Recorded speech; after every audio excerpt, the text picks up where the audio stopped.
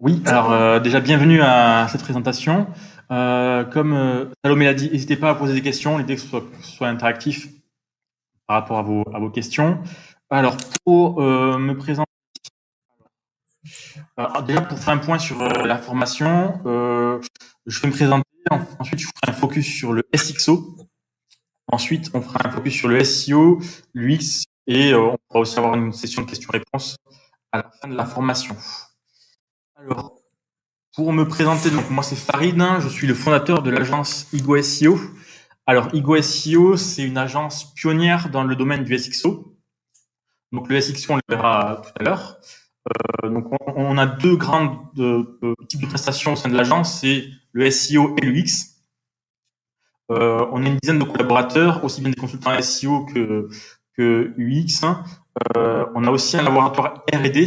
Alors qu'est-ce que ça veut dire? Ça veut dire que on teste les techniques de SEO et d'UX sur des sites à nous. Pourquoi? Parce que le SEO et l'UX ne sont pas des sciences exactes. C'est-à-dire qu'il faut tester, tester, tester parce que, par exemple, en SEO, on le verra tout à l'heure, Google met à jour son algorithme de manière quotidienne plusieurs milliers de fois. Donc, on est obligé de tester pour avoir des tendances en termes d'optimisation. Et comme vous pouvez le voir derrière moi, on est fan de Panda. Euh, Pourquoi Panda? Parce qu'il y a un nom d'algorithme au sein de Google qui s'appelle Google Panda.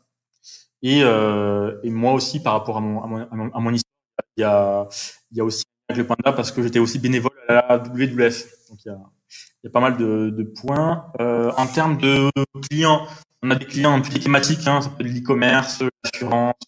On travaille même avec le ministère des Finances. Donc voilà, c'est très large en termes d'éventail client. Donc voilà, donc on va directement rentrer sur le domaine de la formation qui est le SXO. Alors, qu'est-ce que le SEO? Qu'est-ce que le SXO? Donc, le SXO, c'est l'alliage du SEO et de l'UX. Donc, le SEO, c'est tout ce qui est optimisation sur les moteurs de recherche. Et UX, alors c'est UX conversion, c'est tout ce qui est expérience utilisateur. Donc, le SXO est vraiment à cheval entre ces deux domaines d'activité. Alors, cette formation tombe très très bien parce que il y a une grosse annonce de Google le 29 mai. Donc le webinaire tombe de manière parfaite parce que Google a annoncé que l'UX allait être un des critères importants dans le référencement naturel. Donc cette annonce-là, elle date du 29 mai, donc elle est très récente. Qu'est-ce qu'elle veut dire? C'est que l'UX prendra de plus en plus d'importance auprès de l'algorithme de Google. Donc, alors, l'UX avait déjà de l'importance auprès du moteur de recherche, sauf que là, c'est une annonce officielle. Ce qu'il faut savoir, c'est que Google a aucun intérêt de nous donner les critères de référencement de manière claire. Ils sont volontairement un peu inexacts, mais là, c'est officiel, il a été annoncé. C'est un algorithme, un critère d'algorithme de Google. Donc, c'est un vrai signal de la part de Google et ça montre aussi l'importance de travailler l'UX au sein de vos sites pour les optimiser en SEO. Alors, pourquoi optimiser son site et son business en SXO en 2020? Déjà, on a pu le voir, l'UX est au cœur de Google et également de la conversion. Tout ce qui concerne l'UX, c'est pour rendre la meilleure expérience possible auprès de vos utilisateurs. Ouais.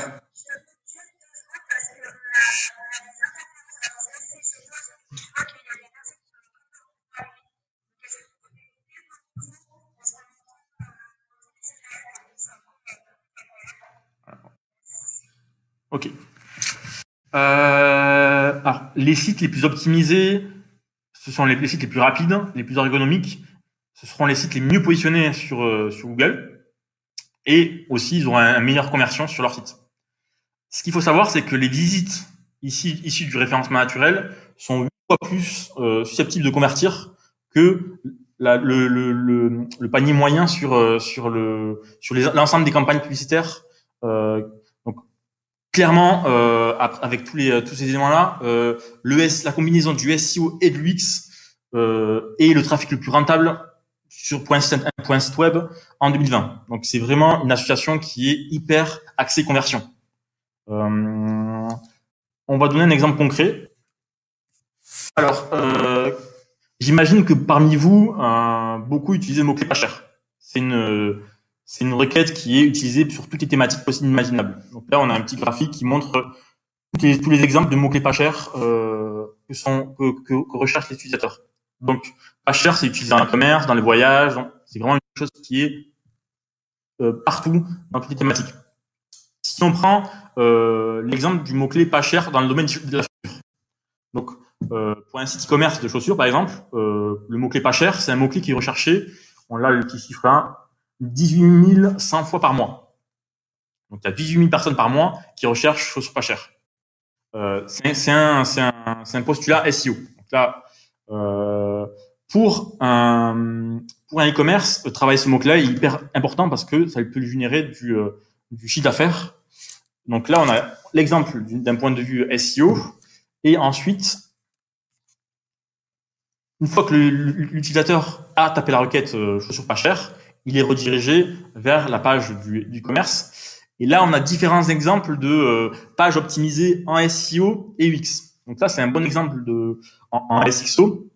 Donc, on a le vieux site vraiment optimisé en SEO avec une UX assez obsolète, avec des mots-clés, mais sans vraiment travail du UX. On a une version un peu plus évoluée, donc qui est l'exemple de droite, où on a quand même les mots-clés pas chers en haut du site avec un texte pour optimiser en SEO. Donc là, c'est des exemples assez entre guillemets basiques dans un exemple de SXO. Ensuite, on a des exemples un peu plus complets sur des optimisations en termes d'UX avec des exemples d'indication de conversion, le texte qui est toujours présent. Et le dernier exemple, c'est Spartoo, qui est positionné sur le mot-clé pas cher, chaussures pas chères, mais qui peut le mettre de manière beaucoup plus en lien avec son UX, sa conversion, en termes d'ergonomie. On voit qu'il y a quand même un travail qui a été fait, et ça n'enlève en rien le travail de positionnement en référencement naturel. L'exemple du mot-clé pas cher est intéressant parce que pour certaines entreprises, le mot-clé pas cher peut être assez péjoratif. On peut imaginer pour des marques de luxe, de parfum. Alors comment on fait? D'un point de vue branding, la marque ne veut pas se positionner sur le mot-clé pas cher parce que c'est péjoratif. On peut, comme avec l'exemple de Spartoo, créer une page avec optimisant sur le mot-clé pas cher, donc elle va se positionner, mais en termes d'UX et de user experience, on peut se positionner sur le mot-clé avec des mots-clés du type bon plan. Donc ça rentre en lien avec les besoins en termes de branding.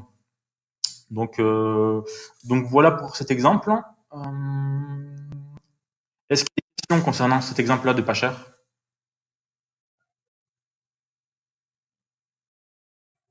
Salomé, bon, si tu me dis rien, c'est qu'il n'y a pas de questions. Ok, ça marche. On va continuer avec un autre exemple, avec la position 0. Alors, la position 0 en SEO, qu'est-ce que c'est? C'est cette box-là qui permet d'être positionné sur les moteurs de recherche juste en dessous des campagnes payantes. Alors, cette position-là, elle est hyper intéressante parce que elle permet d'avoir vraiment une forte visibilité sur le moteur de recherche. On peut avoir des positions 0 de différentes formes, forme de texte, forme de liste, comme on a pu le voir sur cet exemple, vidéo, etc., etc. Donc la position 0, c'est quelque chose qui se travaille en référencement naturel. Donc la position 0 en termes de bénéfices, elle permet d'augmenter le trafic SEO. Sur mobile, on voit vraiment de manière visible. Ce qu'il faut aussi comprendre, c'est que la position 0 est utilisée dans le cadre de la recherche vocale. Quand vous demandez une question à Google Home, c'est la position 0 qui est utilisée pour répondre à cette question. Et ce qui est aussi intéressant, c'est qu'on peut être en position 0 et ne pas être premier aussi en première position par rapport à Google. Donc, le fait d'être en position 0, on a en moyenne 2 fois plus de taux de clic, donc c'est CTR, 6 fois plus de trafic en position SEO habituelle pour un coût de 0. Alors que si on voit le mot-clé meilleur frigo, il y a du Google Shopping et du AdWords. Donc c'est hyper intéressant. Ça coûte assez cher par clic. Et là, c'est gratuit. Position 0 est hyper intéressante pour générer du trafic qualifié et gratuit sans payer directement Google. Alors, l'exemple du mot-clé meilleur frigo. Donc, on l'a vu sur le mot-clé meilleur frigo, il y a une position 0. Donc là, il s'agit d'un tableau comparatif de tous les meilleurs frigos sur le marché. Et c'est un bon exemple en SXO parce que on a une position 0 qui est du SEO. Et en termes d'UX, le site a été balisé pour être en position 0. Donc, il y a aussi des liens au niveau de l'optimisation graphique et au niveau de l'ergonomie sur le site en UX et en SEO. Donc, le SXO est aussi intéressant dans le cadre de création de contenu à des fins informatifs. Donc voilà pour la position 0. Est-ce que la position 0 pour vous c'est clair? Est-ce qu'il y a des questions concernant ce point-là de position 0? En fait, moi, j'aurais aimé savoir. En fait, on a la position 0, on a les offres sponsorisées, et après ces offres sponsorisées-là, on a encore, comment dire, les offres les mieux référencées. Mais qu'est-ce qui fait qu'on est en position 0? Qu'est-ce qui fait qu'on arrive juste après les offres sponsorisées en quelques sites? Alors, donc, pour être en position 0, il y a plusieurs critères. Par exemple, si on prend le cas de cette position-là, il y a d'abord une partie code HTML. Il faut baliser le site avec des codes spécifiques de Google qu'on appelle schéma.org. En gros, on va baliser le site pour dire à Google certains éléments au niveau graphique. Ensuite, il faut être positionné au moins dans le top 10 de Google. Si vous n'êtes pas dans le top 10 de Google, vous ne serez pas en position 0. Donc, il y a un travail d'optimisation technique au niveau code et un travail d'optimisation de contenu. Il faut que la page corresponde à la requête utilisée. Donc là, clairement, si on reprend l'exemple de meilleur frigo, on voit que la page répond aux besoins de l'utilisateur, c'est-à-dire que elle liste les 7 meilleurs frigos au classement 2020. Pour Google, la position 0 est, selon Google, la position la plus pertinente pour l'utilisateur. Donc, il faut quand même qu'elle possède du contenu en adéquation avec la requête. Donc, les 3 principaux éléments, c'est le contenu, la technique et la pertinence de la page. Donc, voilà. Alors, s'il n'y a pas d'autres questions, on va passer à la suite. Donc, voilà, ça, c'était un peu les exemples sur du SXO. On va quand même revenir aux bases du SEO. On a une question qui est apparue. Donc, comment on apparaît en position 0 et est-ce que tout le contenu doit être sur une seule page? Alors, par rapport à la position 0, comme je l'ai dit, première chose, c'est d'abord identifier les positions 0. Ce qu'il faut savoir, c'est qu'il n'y a pas de position 0 sur tous les mots-clés. Il y a uniquement certaines requêtes qui ont des positions 0. Quand vous faites une recherche sur Google, vous n'avez pas obligatoirement cette box-là. Elle apparaît souvent sur des requêtes informatives avec des questions. Quand vous tapez comment faire un gâteau au chocolat, par exemple, vous avez souvent des positions 0. Donc, d'abord, il faut, première chose, identifier le mot-clé qui peut être en position 0. Ensuite, on a la création de contenu. Il faut que la page soit optimisée en contenu sur ce mot-clé-là. Ensuite, au niveau technique, il faut aussi, par exemple, si on veut mettre en place un tableau, que la page intègre les codes pour le balisage des tableaux. Et dernier élément, c'est il faut que la page se positionne au moins dans le top 10 de Google pour être en position 0. Donc, il y a une partie identification du mot-clé. Et second point, optimisation de la page par rapport au mot-clé là. Donc, la position 0, ça rentre souvent dans le cadre d'une stratégie éditoriale. Parce que c'est souvent sur des requêtes informatives. Donc, dans une stratégie éditoriale, on intègre les positions 0 dans la roadmap éditoriale. Donc, voilà. Je ne sais pas si c'était clair pour la personne qui... Oui. Oui. Oui, on entend. Juste seulement dans une page son article sur WordPress, Mhm. comment je fais les mots-clés de la conversion. Donc, Donc, je dis, il y a très longtemps qu'on a dit les mots-clés sur un jour de la conversion. non. Et comment je fais les mots-clés de la conversion.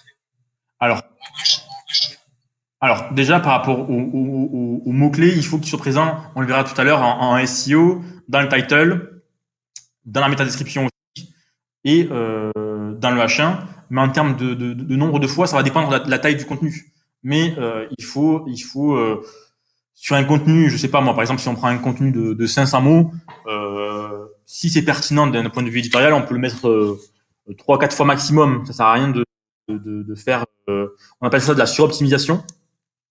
En gros, c'est si vous mettez le mot-clé partout dans le texte, Google considère que c'est de la suroptimisation et vous pouvez être victime d'une pénalité. Donc, il faut faire attention à ce genre de pratique. Ok. Vas-y, Salomé. C'est bon, Eric, ou t'as une question?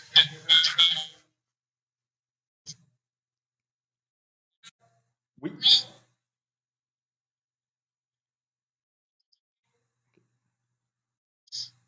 Sinon, on a une question de Pierre qui demande: est-il possible d'avoir une liste des mots-clés ou questions pour être en position 0?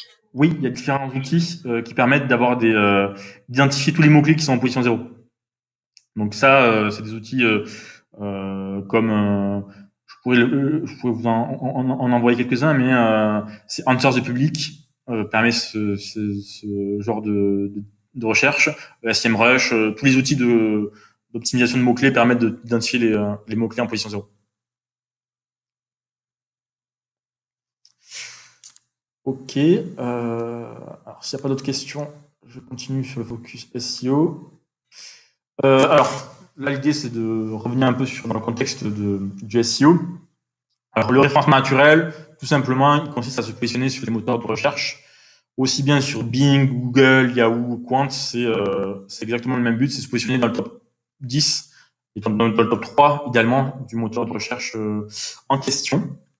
Alors, concrètement, qu'est-ce que c'est un Google? C'est tout d'abord, c'est un robot, un petit bot qu'on appelle un crawler, qui va, son travail, c'est d'enregistrer toutes les pages internet qui existent au monde. Donc, ce qu'il va faire, c'est que il va aller sur un site, il va enregistrer toutes les bases des pages sur un index. Donc, c'est des serveurs physiques. Qu'est-ce que c'est Google physiquement? C'est des fermes de serveurs, des bâtiments de serveurs partout dans le monde. Donc, le petit robot, il va aller sur les pages, il va les enregistrer sur les serveurs, et ensuite on a l'algorithme qui va classer les pages en fonction de mots-clés. Donc voilà le fonctionnement de Google. Alors, pourquoi optimiser son SEO? Tout d'abord, quand on travaille le SEO, c'est vraiment on part sur un positionnement sur du long terme. Quand vous travaillez votre SEO, c'est quelque chose qui va durer des mois, des années, sans forcément beaucoup de variations par rapport aux mots-clés. Contrairement au SEA, donc AdWords, c'est le SEO, c'est le levier d'acquisition le plus héroïste. Et en SEO, c'est un investissement qui est facilement mesurable. Donc ça, c'est les trois grands axes d'optimisation sur le SEO. Là, on va rentrer un peu plus dans le concret, sur les grands basiques du SEO. Alors, s'il y a une seule chose à faire en SEO, c'est d'optimiser la balise title. La balise title, c'est ce que vous voyez dans le moteur de recherche. Donc, cette balise title, c'est un des critères les plus importants en SEO. Le title doit être, le mot-clé doit être présent dans le title, souvent en début de phrase. Il doit respecter une certaine longueur pour que la page, il s'affiche directement sur Google, et il doit être unique pour chaque page. Donc, c'est vraiment l'élément le plus important pour le SEO, c'est optimiser les pages avec les mots-clés que vous souhaitez travailler. Ensuite, on a une grande autre optimisation, c'est tout ce qui concerne la balise métadescription. Donc, la balise métadescription, c'est les petits textes que vous voyez en bas du title. Donc, la métadescription n'a aucun impact sur le positionnement de la page. Elle sert uniquement à inciter au clic sur la page. Donc souvent, ce qu'on va faire, c'est que ce sera souvent du marketing. Donc on va commencer par un verbe d'action. Découvrez tous les éléments qui permettent d'inciter l'utilisateur à venir sur votre page. Ensuite, on va y intégrer les principaux mots-clés. Et pareil, elle doit contenir un certain nombre de caractères. Donc il ne faut pas qui peut être entre 100 et 180 caractères pour éviter d'avoir que Google tronque cette métadescription. Donc voilà pour la métadescription. Le référencement des images. Alors le référencement des images, c'est quelque chose de très important par rapport au fait que sur Google Images, c'est quelque chose qui vous permet d'avoir une conversion, notamment sur l'e-commerce, hyper important. Donc pour optimiser et référencer vos images, première chose à faire, c'est penser mots-clés. Si on a une image avec le nom P965, Google ne prendra pas. Il faut qu'il y ait le mot-clé, par exemple, si on a un e-commerce de pantalon bébé, on met pantalon bébé. Il faut vraiment que le nom du produit soit bien intégré dans le nom de l'image. Et pareil, on a aussi ce qu'on appelle une balise alt. C'est une balise qui permet de référencer l'image et faire comprendre à Google ce que c'est l'image. Donc voilà, par rapport à Google Images. On va faire un petit test. Est-ce que vous pouvez taper le mot-clé pizza aux anchois sur votre moteur de votre page de recherche et aller sur Google Images et dites-moi ce que vous voyez qui n'est pas normal. Donc, tout simplement, tapez pizza aux anchois sur votre navigateur, allez sur Google Images et scrollez. Dites-moi ce qui vous semble bizarre.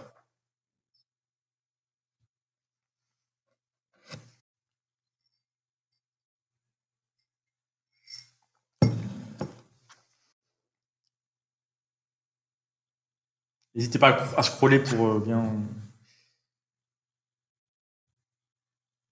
Il doit y avoir un élément qui ne devrait pas être là. Salomé, est-ce que tu as trouvé?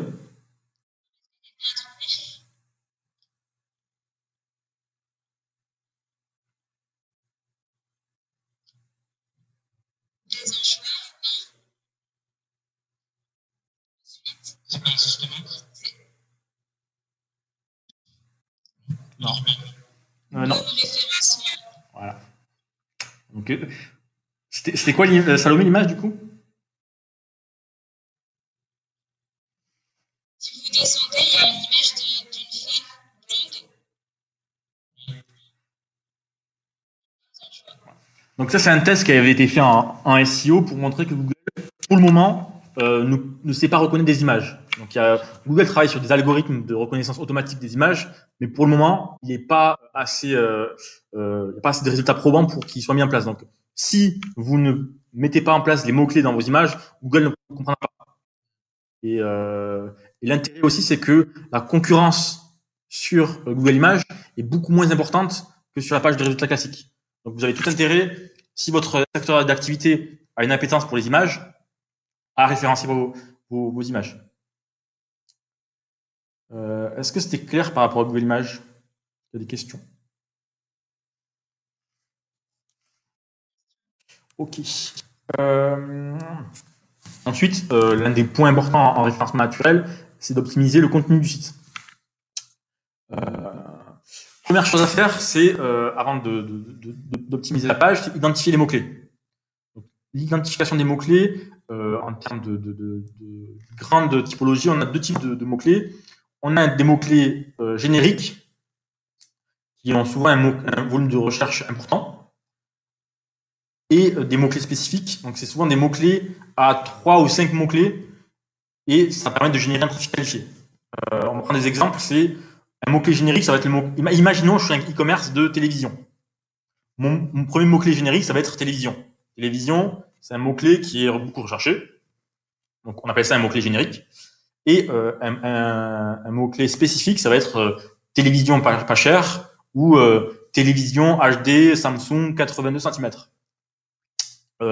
L'intérêt de faire ces choix de mots-clés vous permettre d'inciter un ROI. Imaginons, je suis une start-up qui vend des télévisions. En termes de stratégie SEO, sachant que j'ai pas beaucoup de moyens à mettre en place, je ne veux pas choisir de me positionner au début sur le mot-clé télévision. C'est un mot-clé qui est beaucoup trop concurrentiel. Il y a Amazon, Darty, etc. Et c'est pas forcément un mot-clé hyper qualifié. Alors que si j'attaque des mots-clés du type télévision pas chère, par exemple, ou télévision HD Samsung 85 cm, c'est des mots-clés qui seront, d'accord, beaucoup moins recherchés, par contre, qui auront un taux de conversion beaucoup plus intéressant. Donc, en termes de stratégie la plus héroïque possible, c'est identifier les mots-clés dits de longue traîne avec un aspect un peu business, comme télévision pas chère, par exemple. Par rapport à ça, donc le mot-clé idéal, comme je viens de l'évoquer, c'est un mot-clé qui a peu de concurrence, parce qu'on peut identifier pour chaque mot-clé une concurrence, avec un volume de recherche important. Donc, quand je dis volume de recherche important, c'est le volume de recherche mensuel du mot-clé. Et ensuite, pertinent. Il faut que le mot-clé, en fonction de votre business, soit pertinent, c'est-à-dire qu'il génère aussi une action pour un achat, pour un lead ou autre point. Donc voilà. Est-ce que par rapport au mot-clé, il y a des questions sur le choix du mot-clé et par rapport à la partie longue traîne? Ok, c'est un point hyper important parce que ça va driver toutes vos performances SEO. Un mauvais choix de mots-clés, ça vous empêchera d'avoir déjà vous travaillez pour rien et vous dépensez d'argent pour pas grand-chose et derrière ça va pas vous générer du business. Donc l'identification des mots-clés, c'est vraiment la première base à travailler en SEO, celle qui va vous permettre d'atteindre des positions qui vont vous générer du business par rapport à votre entreprise. Oui. Oui. Une référence, on a beaucoup de sites qui font passer par les médias qu'on met en place, les articles qu'on met qui fallait passer par les descriptions. Donc, c'est là où on a la description de la Oui, c'est ça. C'est-à-dire que, par exemple, dans votre cas, vous intégrez une fiche produit sur un site e-commerce, il y a tout un parcours à place, c'est-à-dire dans le titre de la fiche produit, dans la description, dans l'image, il faut intégrer les mots-clés. Si on reprend l'exemple du mot-clé télévision, si on vend une télévision HD Samsung 80 cm, elle doit apparaître dans le title, dans l'image, dans le texte. C'est important.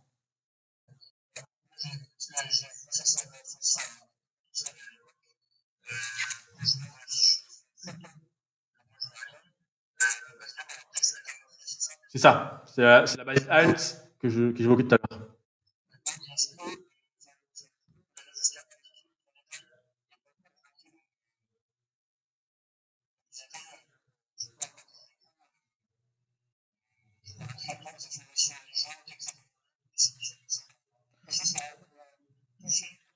Alors, légende, c'est souvent pour des questions de navigation, mais oui, c'est intéressant de l'ajouter sur l'ensemble des champs quand vous imposez une image sur votre e-commerce.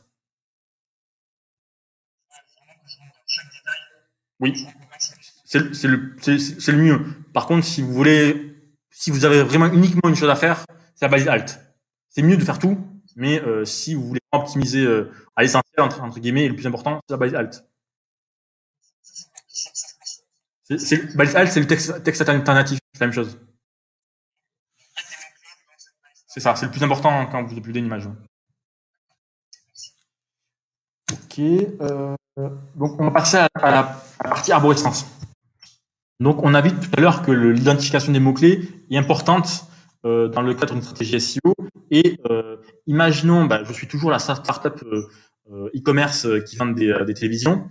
Première chose à faire quand je vais créer mon site, c'est de créer une arborescence. Une arborescence, c'est quoi? C'est la structure du site en termes de navigation. Donc là, par exemple, on peut imaginer la page d'accueil, la catégorie télévision par marque, par exemple, avec les différents niveaux de profondeur. L'arborescence d'un site web, doit être optimisé en SEO par rapport à l'étude de mots-clés de votre business. C'est important de l'intégrer dès le début parce que sans une bonne arborescence, vous n'aurez pas les bons éléments pour commencer à performer en SEO. Le mieux pour avoir un site qui performe en SEO, c'est d'avoir une arborescence qui correspond aux mots-clés que vous avez sélectionnés dans le cadre de votre étude de mots-clés. Donc ça, c'est hyper important, notamment dans le cadre d'une refonte ou de la création d'un site web. Donc voilà pour l'arborescence. Netlinking. Donc là, on a vu 2 points importants en SEO, c'est la partie contenu et technique. Donc il faut que le site corresponde d'un point de vue technique à Google. Ensuite, il faut que le site ait les contenus pour être positionné, tout ce qui est mots-clés. Et ensuite, ce qui va vraiment faire la différence en fin d'optimisation, c'est le netlinking. Le netlinking. Oui. Est-ce qu'il se fait via le menu avec des pages et ce texte? Oui, l'arborescence, c'est dans le menu. Et souvent, ça va être des catégories avec des sous-catégories. Comme je l'ai évoqué tout à l'heure, ça peut être page d'accueil avec dans le menu télévision par marque, par modèle, par taille, etc., etc. Donc il y a vraiment une partie de sous-partie par rapport à certains mots-clés. Donc voilà. Netlinking.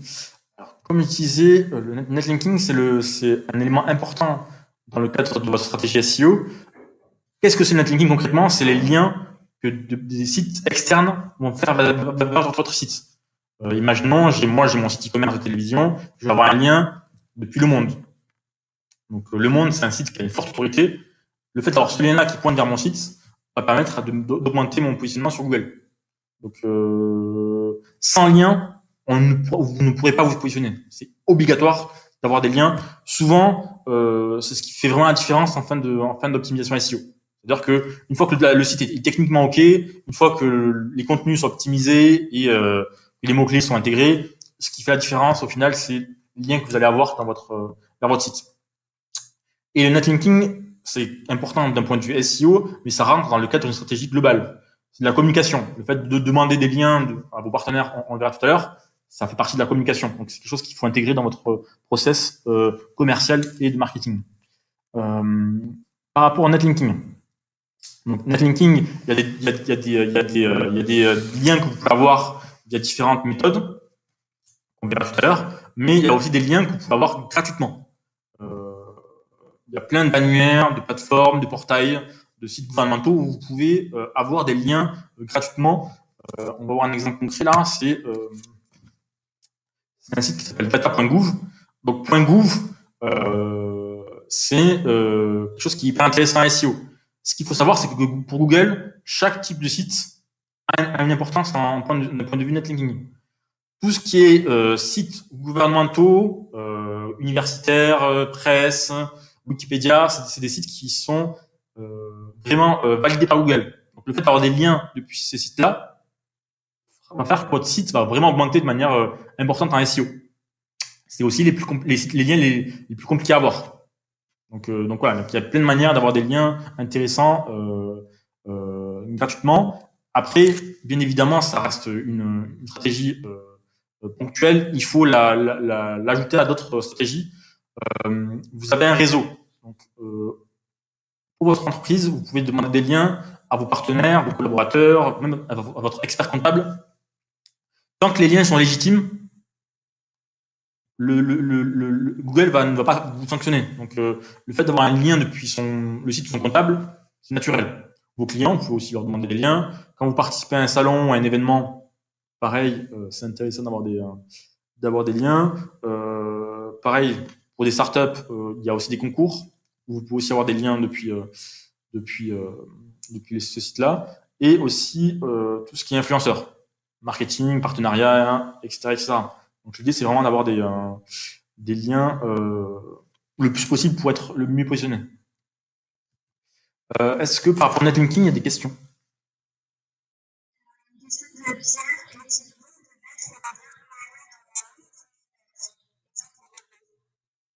Alors, le fait d'avoir des liens images, c'est intéressant parce que c'est naturel.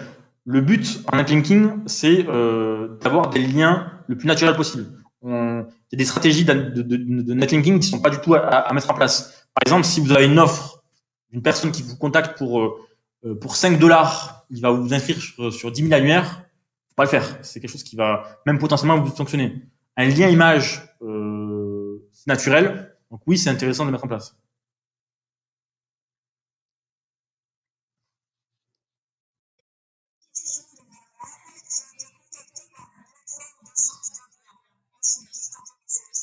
Euh, L'échange de liens, ça peut être quelque chose qui peut être sanctionné par Google. Nous, on propose pas à nos clients de faire ces échanges-là parce que Google sait pertinemment que si un site fait un lien A et l'autre site fait un lien vers B, c'est facilement traçable. Donc, on ne conseille pas de mettre en place cette technique-là parce que elle peut être sanctionnée par Google.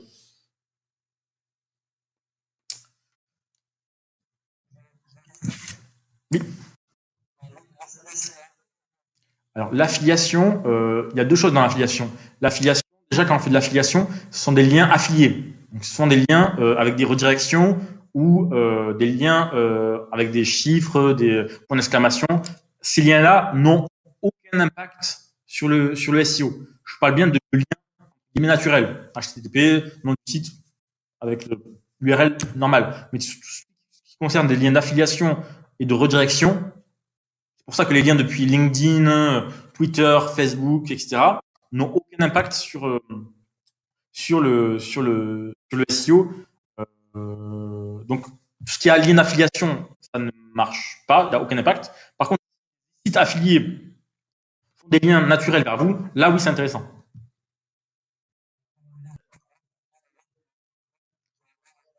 Oui, alors oui, c'est vraiment faut préciser des liens naturels. Tout ce qui est lien d'affiliation, ça n'aura pas d'impact. Ok. Du coup, là, on va voir un petit exemple qu'on a réalisé en interne sur une stratégie SEO et relations médias.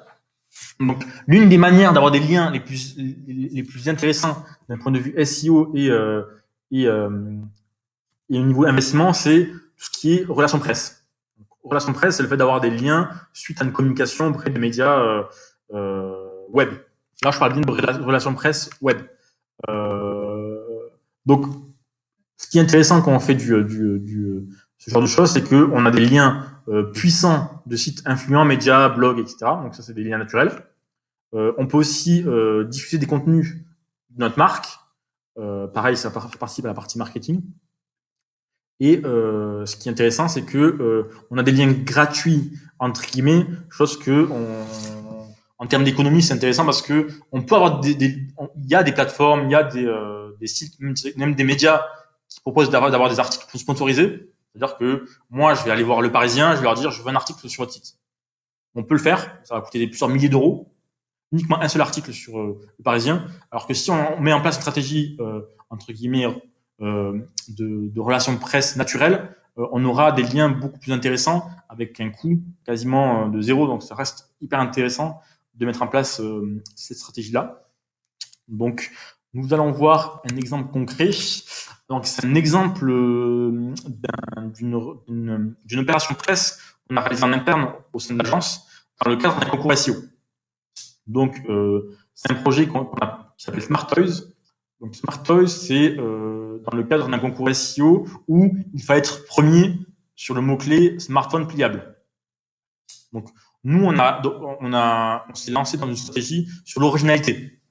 Dans ce genre de concours, soit on a des techniques SEO habituelles, soit nous, on a plutôt axé sur la partie originalité et on a décidé de lancer un faux produit pour les médias qui s'appelle Smart Toys. Selon vous, qu'est-ce que c'est que ce produit? Smart Toys, qu'est-ce que c'est que ce produit? Qu'est-ce que ça vous évoque comme le nom Smart Toys? Qu'est-ce que ça vous évoque comme nom? Oui. Ok. Salomé, ça te fait penser à quoi?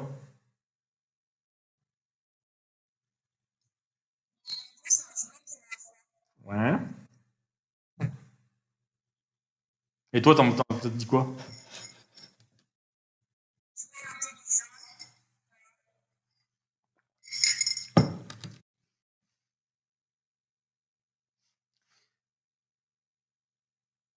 Bon, alors, vous avez la réponse, mais c'est pas ça. C'est dans le cadre du concours, on a créé un faux sextoy connecté. Alors, avec Pierre Shelfie, donc c'est un faux produit qui a été designé de manière fake. C'est uniquement dans le cadre de l'opération et du concours. Donc, ce qu'on a fait, c'est que on a créé le faux produit, on a créé tout ce qui est communiqué de presse, hein, qu'on a envoyé à des journalistes. On a créé un faux site web avec le produit qu'on pouvait réserver, avec le site. On a créé aussi une infographie. Alors, l'infographie, c'est ce qui marche le mieux pour les opérations RP Média. Pourquoi? Parce que c'est des éléments qui sont repris par les médias. Ils adorent tout ce qui est visuel. Et surtout, c'est que ils vont citer la source avec un lien. Et ça, dans le cadre d'une stratégie SEO, on l'a vu, c'est très important d'avoir des liens. Donc, tout ce qui concerne les infographies, c'est hyper intéressant à mettre en place parce que c'est un coût assez faible de créer une infographie. Et derrière, c'est quelque chose qui peut être réutilisé dans votre marketing et qui sont repris par les blogs, médias, etc. etc. Donc, nous, ce qu'on a fait, c'est qu'on a créé une infographie sur le sexe connecté. On a volontairement choisi un sujet un peu putaclic pour avoir un maximum de retombées presse. Il faut que votre infographie ait un intérêt. Sinon, elle sera pas reprise par les médias. Donc, il y a aussi un travail à faire en termes de choix de sujets par rapport à votre thématique. Donc, on a été repris par plusieurs médias. Donc, alors que le site est faux, il y a rien de vrai dedans. On a même eu des précommandes par rapport à ce site-là. Donc c'est une opération qui a bien marché.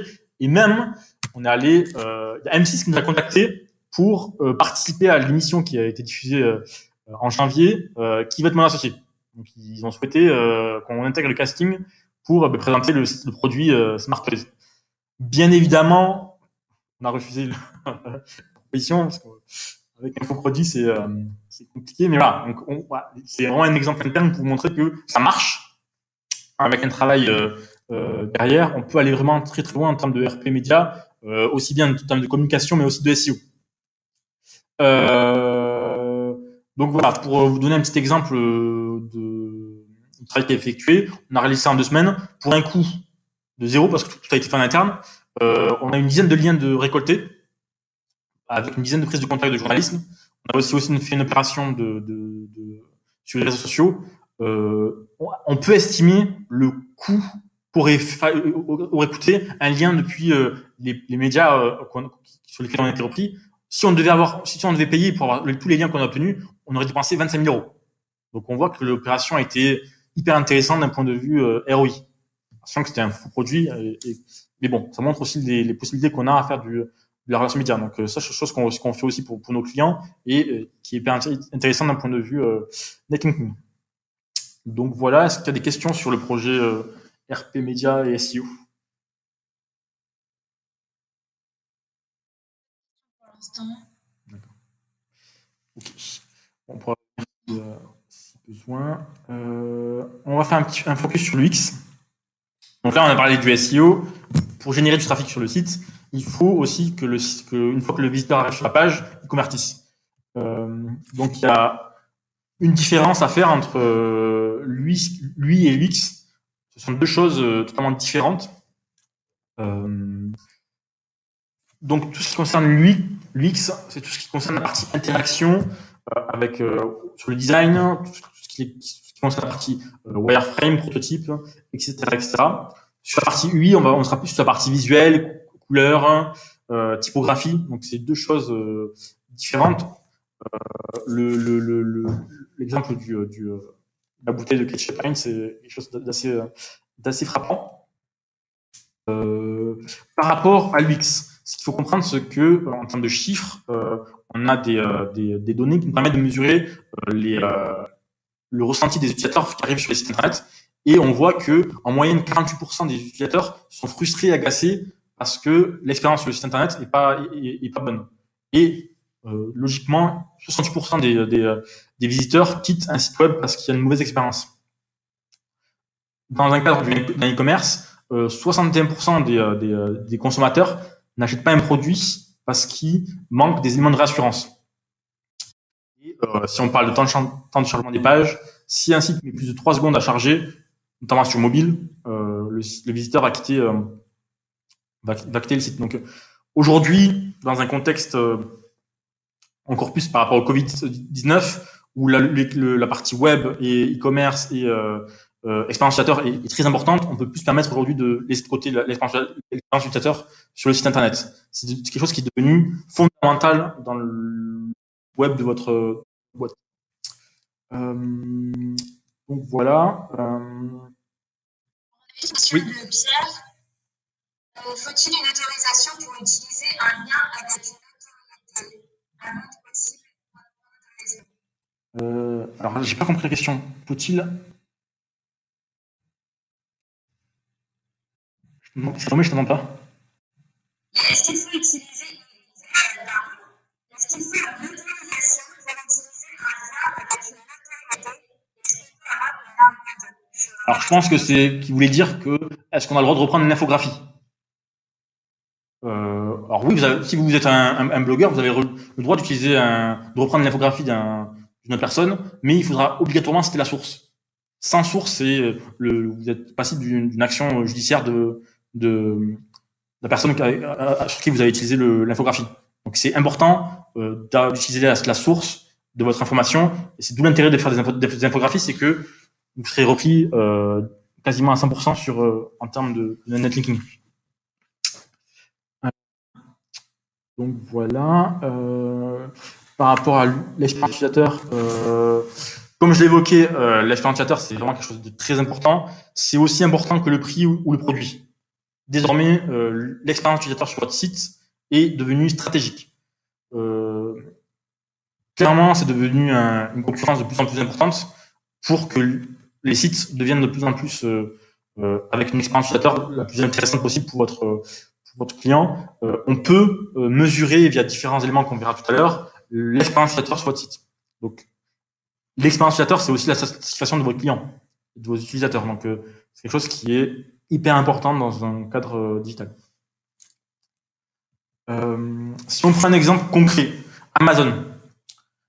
Le fondateur de Amazon, Jeff Bezos, a investi lors de la première année en marketing 100 fois plus dans l'UX que dans le marketing. Dès le début, il avait pris en compte l'expérience utilisateur sur le site, et il a récemment déclaré que c'était aussi une part importante de son succès. On va sur Amazon, on a quelque chose de clair, optimisé, et ça fait partie de ce succès-là. Il y a une information intéressante, c'est que quand Amazon fait un travail d'UX, par exemple avec la refonte d'un bouton de conversion, ça lui génère 300 millions de dollars de chiffre d'affaires en plus par rapport à l'ancienne version. Autre chiffre important, c'est que 70% des business en ligne échouent à cause d'une mauvaise expérience utilisateur. C'est quelque chose qui est important. Et aussi, il y a 88% des consommateurs qui vont sur un site et qui ont une mauvaise expérience qui ne reviennent plus. Pareil, on dépense du temps, de l'argent pour faire venir les visiteurs sur votre site. Il est hyper important d'avoir une bonne expérience sur ce site-là. Donc voilà, pour vous donner les grands éléments en termes d'UX, l'idée c'est que à chaque mauvaise expérience, elle se diffuse vite. On est dans le domaine de la communication, donc tout ce qui est réseaux sociaux. C'est important d'avoir une bonne image par rapport à votre expérience utilisateur. Pareil, par la satisfaction de votre client. Il est important d'avoir une bonne expérience parce que vous serez recommandé et ça fera l'effet de neige. Donc c'est un critère important à mettre en place. En termes de chiffres, une bonne expérience sur votre site, c'est en moyenne plus 40% de satisfaction utilisateur. En termes de business et de conversion, on est sur plus 30%. Souvent, même au sein de votre activité, le fait que vous ayez une bonne expérience utilisateur, ça va aussi vous permettre de gagner en productivité en interne, parce que vous aurez fait ce travail-là d'études et par rapport à vos clients. Et aussi, on est sur des recommandations positives à plus 40%. Et dans le cadre des changements liés à la crise actuelle, l'expérience utilisateur, même sur un site internet, est de plus en plus importante. Donc, c'est quelque chose qui est en 2020 une obligation en termes de travail marketing, de travailler le UX sur votre site. Alors, qu'est-ce qu'on peut faire concrètement pour améliorer l'expérience utilisateur sur votre site? Première chose à faire, qui est hyper importante, que ce soit en SEO, UX ou en termes de conversion, c'est optimiser les performances de chargement de votre site.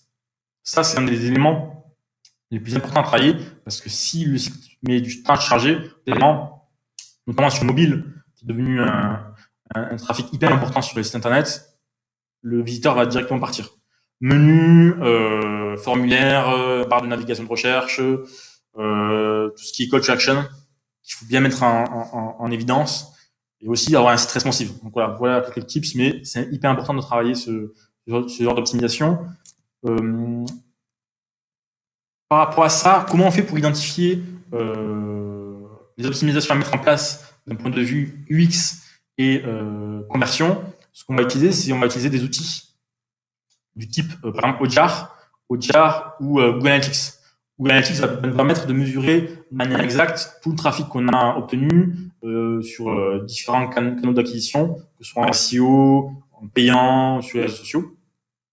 Et avec des outils comme Hotjar, on va enregistrer les visiteurs avec des cartes de chaleur. Alors qu'est-ce que ça veut dire? C'est que concrètement, plus les visiteurs vont naviguer sur une zone rouge, plus elle sera utilisée par les utilisateurs. Donc on peut enregistrer même en vidéo les sessions des utilisateurs sur votre site. Et ça va nous permettre de identifier des éléments bloquants avec des tests utilisateurs, avec des outils comme Google Optimize, A/B-Testy, etc. Donc ça, c'est des outils assez intéressants. On peut aussi faire des vidéos des sessions de votre utilisateur. Pareil, tout ce qui est A/B-testing. On peut tester plusieurs versions de pages pour savoir quel est l'élément qui convertit le mieux. Un test assez simple, par exemple, sur une des pages produits en e-commerce, on va tester deux mêmes pages, mais avec des wordings différents. Et on va tester quelle est la page qui convertit le mieux. Donc voilà, en termes de conversion. Est-ce que les notions, tout ce qui est conversion, A/B testing, ça vous parle? Ou est-ce que j'ai besoin d'expliquer de manière plus claire? Juste des questions sur le temps de téléchargement. Oui. Donc, la question, quel est le temps de téléchargement recommandé? Et après, on a une autre question d'Éric qui demande, mis à part pour fixer les images, quel temps de production de plus? D'accord. Alors, par rapport au temps de chargement des pages, il n'y a pas une norme. Ça va dépendre beaucoup des types de sites. Un site e-commerce sera plus long à charger qu'un site de presse, un blog, etc. Mais déjà à plus d'une seconde, c'est déjà quelque chose de bloquant. À part optimiser les tailles des images, ce qu'on peut faire, c'est il y a différents éléments à mettre en place. Par exemple, au serveur qu'on va utiliser, avoir un serveur par exemple dédié plus qu'un serveur mutualisé, c'est intéressant. La différence d'un serveur dédié et d'un serveur mutualisé, le serveur mutualisé, il est partagé avec plein d'autres sites. Donc pareil, les performances sont moins intéressantes. Le serveur dédié, il est uniquement dédié à vous et il est beaucoup plus intéressant en termes de temps de chargement des pages. On peut aussi mettre en place différents éléments comme tout ce qui est expiry reader, c'est-à-dire qu'on va optimiser le cache de Google. Donc, mais pour savoir ce qui va pas sur votre site, vous avez deux outils hyper intéressants qui sont gratuits. Le premier outil, c'est un outil de Google qui s'appelle PageSpeed Insight. Donc, si vous tapez sur Google PageSpeed Insight, vous allez voir l'outil. Il rentre directement, vous rentrez directement l'URL et vous donne une note sur 100 avec les optimisations à mettre en place. Ou un autre outil un peu plus complexe qui s'appelle GTmetrix, qui est aussi intéressant pour identifier les éléments à optimiser dans le cadre d'un temps de chargement des pages.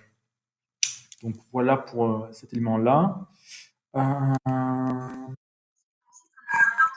Qu'est-ce que le A/B testing? Et est-ce que Orna, c'est recommandé? Alors, tout ce qui est A/B testing, c'est le fait de tester deux versions d'une page avec un outil. On a des outils comme par exemple Google Optimize, qui est gratuit, et Google, qui permet de via un outil qui permet de tester deux pages différentes. Imaginons, je suis toujours le site e-commerce de télévision, sur mes deux pages produits, sur une fiche produit, je pense que le fait d'utiliser le mot-clé découvrir plutôt qu'acheter est plus intéressant. Donc, l'outil va me permettre de créer deux pages avec uniquement la différence de changement de wording là. Je vais envoyer 50 utilisateurs sur cette page-là et 50 utilisateurs sur la page avec l'autre élément, et je vais tester quelle est celle qui a le plus converti. Donc, l'idée, c'est tout ce qui est A/B testing, c'est faire des tests basés sur la data pour savoir quelle est la meilleure expérience utilisateur sur le site internet pour que ça convertisse derrière. Donc voilà. Et par rapport à OVH, oui, OVH propose des bons serveurs. C'est pas ça qui va permettre de faire la différence. Le choix du prestataire technique, que ce soit OVH ou d'autres personnes, ne sera pas forcément fondamental. C'est vraiment sur le choix du serveur entre serveur mutualisé par exemple et dédié que ce fera la différence en termes de changement des pages. Voilà. Est-ce qu'il y a encore des questions on arrive à la fin de la formation. Merci de votre écoute. Est-ce que vous avez des questions un peu plus générales sur du SEO, même par rapport à vos cas internes? Du coup, à reprendre la parole si vous avez des questions, ou même si vous avez des choses à partager sur tout ça. Oui, tout à fait. En fait, moi, je veux aujourd'hui le SEO, en fait, utilisant, en fait, on définit votre utilisateur. En fait, moi, c'est certainement le balise. Comment ça fonctionne exactement? Alors, le JSON, à la base, Google avait beaucoup de mal à lire ce type de code-là. Mais récemment, Google a amélioré son algorithme pour que le robot de Google puisse mieux traiter les pages en JSON, et par rapport à ça, il n'y a plus de points bloquants pour optimiser les pages en SEO, même avec JSON. J'ai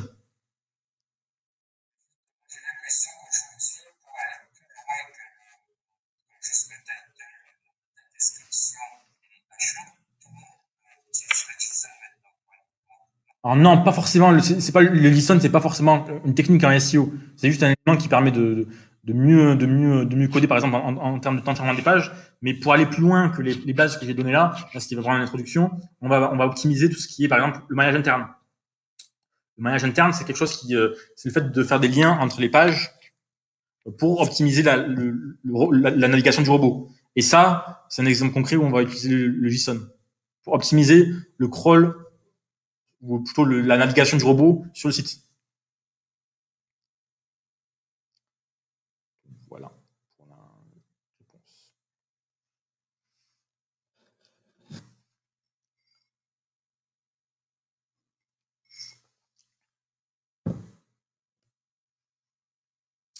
Est-ce qu'il y a d'autres questions?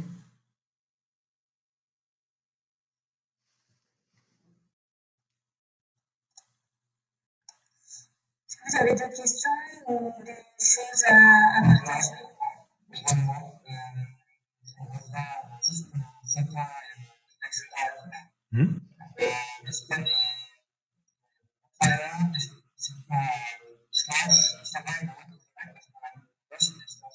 Alors non, il n'y a réellement aucune importance par rapport aux séparations. On peut même laisser un espace vide.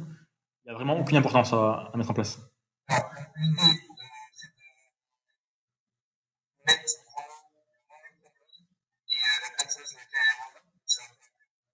Non, il vaut mieux mettre uniquement le nom du produit, rajouter des éléments en plus, donc nom du produit plus autres variantes qui ne sont pas pertinentes, ça va faire baisser l'efficacité par rapport au mot-clé principal. Donc il vaut mieux laisser uniquement le mot-clé pertinent plutôt que de rajouter des mots-clés autres qui vont faire baisser l'optimisation. Oui, il n'y a pas besoin de mettre le nom du produit plus le nom de la marque. alors, si la marque c'est votre site internet, non, ça sert à rien. Par contre, si vous êtes une marketplace, là, oui, c'est intéressant. D'accord, ok.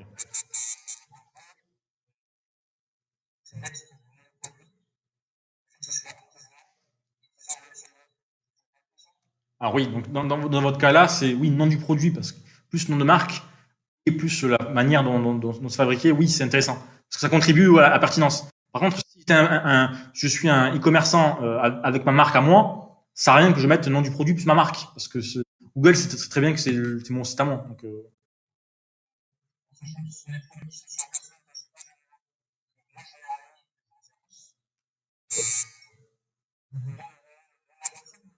oui, donc là, dans votre cas, oui, c'est intéressant et il faut le faire.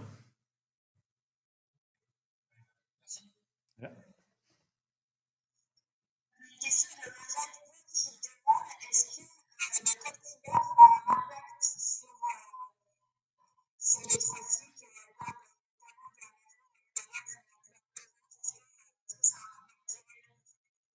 Non, ça n'a aucun impact sur le SEO, la couleur du texte.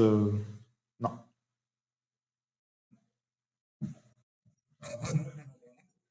Oui.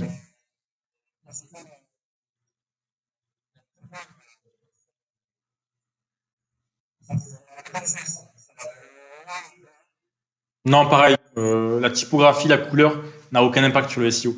Là, on parle plutôt euh, la typographie peut être un élément important en UX. Donc en SEO, non, mais en UX, oui, et pareil pour la couleur. Hein.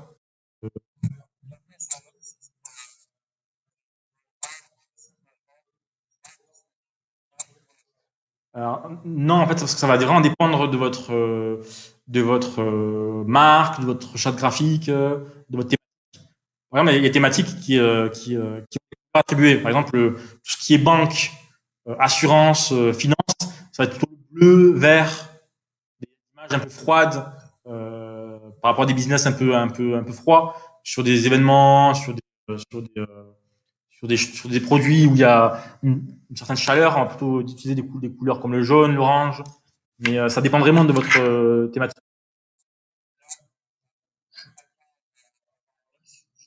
Mhm.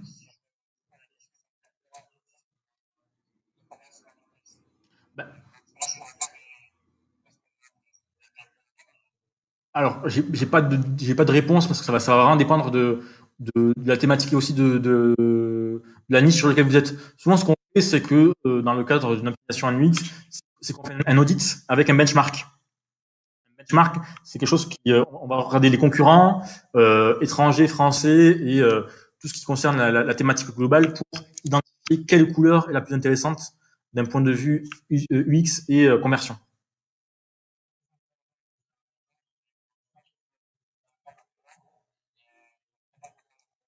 Alors non, alors voir ce que font vos concurrents, bien évidemment, c'est intéressant. Par contre, du copier-coller, non. Il faut vraiment faire un travail de benchmark et aussi de réflexion en interne par rapport à votre charte graphique.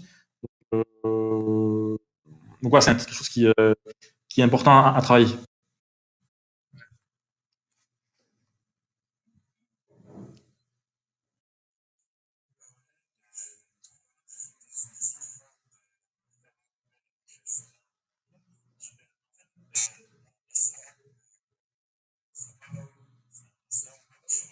Oui.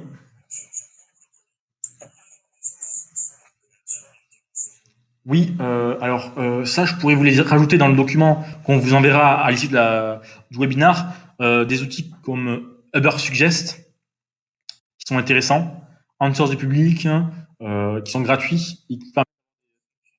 Oui, Ubersuggest est un outil qui vous permet d'avoir des informations gratuites, mais tous les outils, je vous enverrai en complément du document de formation.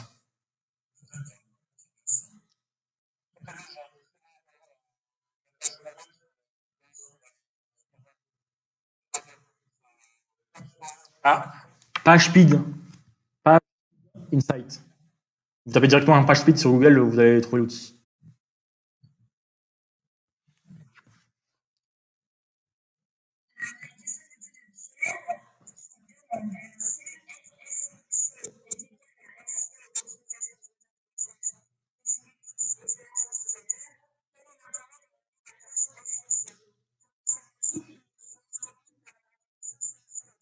Alors, comme je l'ai évoqué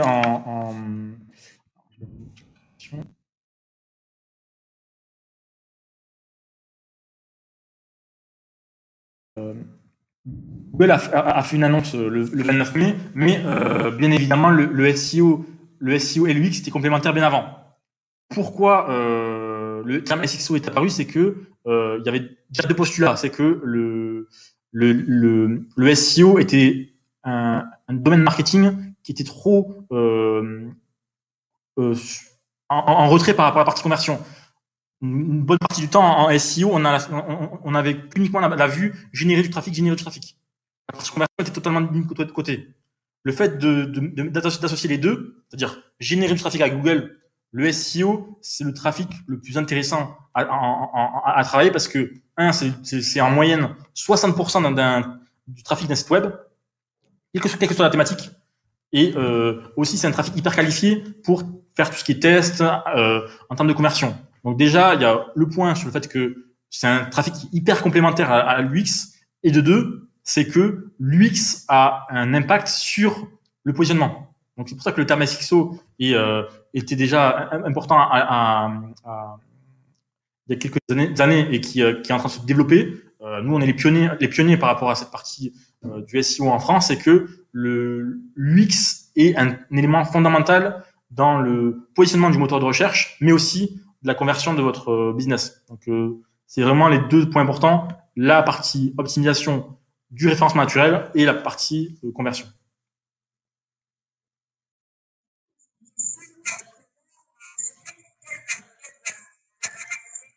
Alors, en fait, comme j'ai dit tout à l'heure, c'est que Google n'a pas aucun intérêt à communiquer de manière claire les critères de pertinence de son algorithme.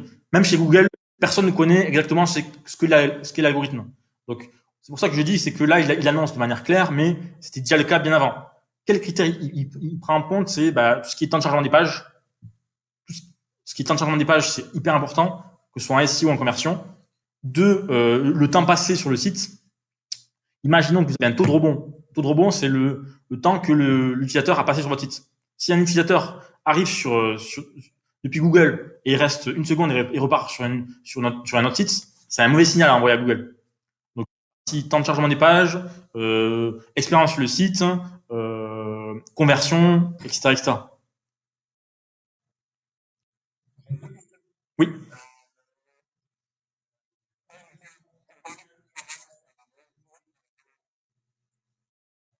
Alors, combien de temps Google travaille sur il travaille tout le temps.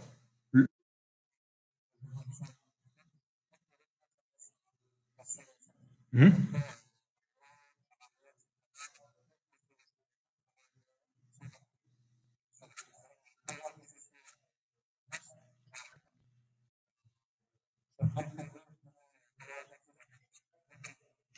Alors, comme j'ai dit, Google met à jour son algorithme et les positions tout le temps, en temps réel. Euh, Par rapport au fait que les mots-clés se positionnent et bougent, ça va dépendre de la concurrence. Si un concurrent travaille mieux son SEO, vous allez baisser en position. Ce qui est intéressant, c'est que les positions, une fois que vous avez atteint les positions, il y a, hormis qu'un concurrent travaille beaucoup son SEO, il n'y a pas vraiment de raison pour que ça change. À moins que vous ayez optimisé de manière votre SEO sans les règles de Google, ça va rester plusieurs années sans bouger.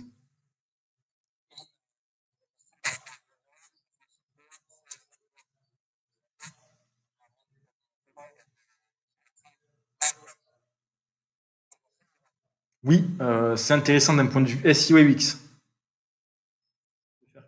Il fallait deux.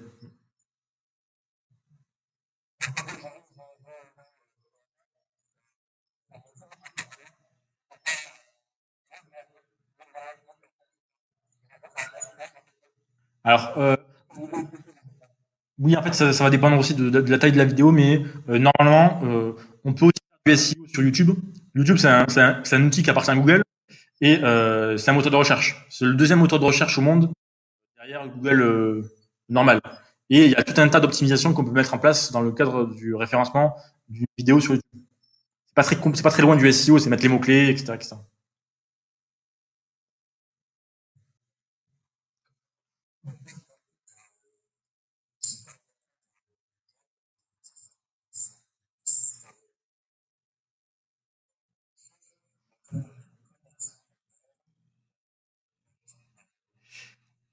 Par rapport à ça, ce qu'il faut savoir, c'est que là, on parle beaucoup de Google. Mais quand on fait du SEO, on serait positionné sur tous les moteurs de recherche. Pourquoi on parle beaucoup de Google? C'est que en France, ils sont en situation de monopole. Ils ont 93% des parts de recherche en France. Bing, ça va être 5-6%, et Yahoo et Quant, c'est très très peu. Donc, en France, en tout cas, Bing, Google est ultra positionné. Par contre, dans certains pays, par exemple en Chine, on a un moteur de recherche qui s'appelle Baidu. Aux États-Unis, la part de marché de Yahoo est plus importante. Mais en France, quand on parle de SEO en France, on travaille, on optimise le site. C'est surtout Google qui va vous générer du trafic. Le reste, ça reste quand même pour l'instant de manière très confidentielle. Merci.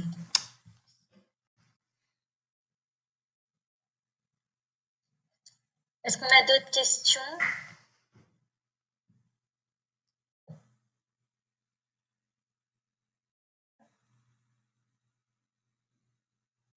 S'il n'y a pas d'autres questions, s'il n'y a pas d'autres questions, je pense qu'on va s'arrêter là. Et puis de toute façon, moi je vais, du coup tu m'envoies la présentation. Donc, par rapport à ça, par rapport à ça, donc je vais compléter le document avec les points qu'on a évoqués, notamment les outils. Et de toutes les manières, nous, on sera disponible si vous avez des questions après le webinaire. Salomé vous transmettra notre mail et vous pourrez nous contacter sans problème si vous avez des questions concernant le SEO et l'UX sur le site. Donc, je vous transmettrai